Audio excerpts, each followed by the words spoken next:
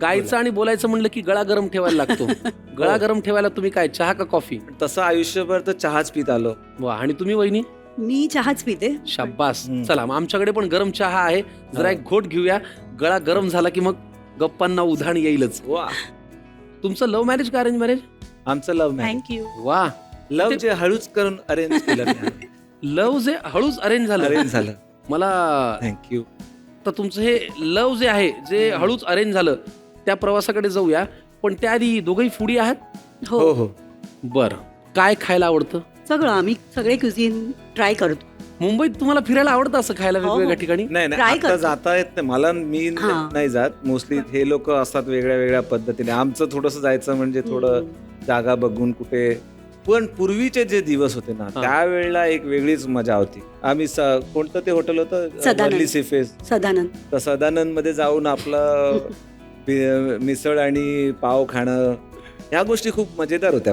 पण मग तेव्हापासून जरा हे ऑइली, जरा हे स्पायसी, घशाची काळजी असं व्हायचं? मी एकदा सुरेशजींचा व्हिडिओ बघितला, सुरेश वाडकरांचा व्हिडिओ बघितलेला, की ते म्हणाले की गायकांनी पथ्यामध्ये पडायचंच नाही. पथ्य पाळा आणि ह्या सगळ्या गोष्टी, कारण तुम्ही जेवढं करत जाल तेवढं तुमचं वाढत या गोष्टी आणखीन वाढत जाणार. करेक्ट. तेव्हापासून म्हटलं सोडून द्या.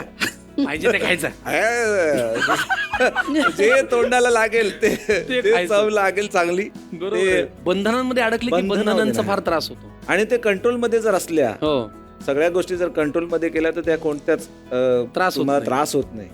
तर मला मुद्दा तिकडे यायचंय. मुंबईतली तुम्ही जेव्हा प्रेम फुलायला लागलं होतं, तेव्हाची ठिकाणं सांगा साहेब, कुठे घेऊन जायचं? वर्ली सीफेस, मग बँड्रा रिक्लेमेशन. आम्ही खूप चालतच राहायचो. हो म्हणजे का? समुद्र किनारी? हा, हो. फक्त वॉक करत करत त्यावेळेला करत काय मग हात हा. पकडून चालणं असं ते काय सगळं नाही. concept हा नव्हता ना. म्हणजे किंवा असं कुठंतरी तसं नव्हतं ना. आपण मराठी मुलं, आपणाला कसं हा. की पण असं फक्त Worli walk, sea face. Shivaji park, म्हणजे फक्त वॉक चालायचं.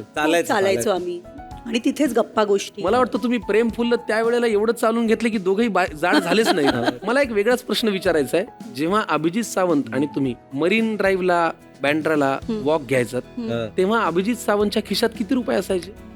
अरे बापरे, किती रुपये म्हणजे असले हीच मोठी गोष्ट असायची.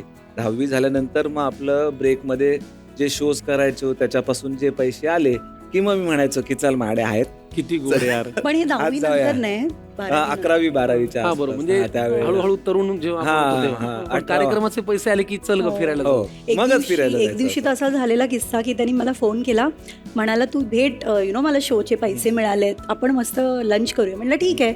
आम्ही भेटलो आणि त्यांनी एनवेलप उघडलं आणि एनवेलप मध्ये पैसेच नव्हते. आणि तो बिचारा एवढा अपसेट हो. झाला. म्हटलं अरे काही नाही असं काही नाही होत. पण त्याच्यामध्ये अशाच गोष्टी ज्या वेळेला होतात त्यावेळेला तुमच्या पार्टनर बद्दलचा पण विश्वास समजतो किंवा त्यांचा बिहेवियर पण समजतो. करेक्ट. त्यावेळेला जर हिने असं रिॲक्ट केलं असतं, हे काय तुला उल्लू बनवलं, तिने खूप समंजसली एक बिहेवियर दाखवला. बरोबर. तर तुमचा खरा पार्टनर अशा छोट्या छोट्या गोष्टींमधून दिसतो.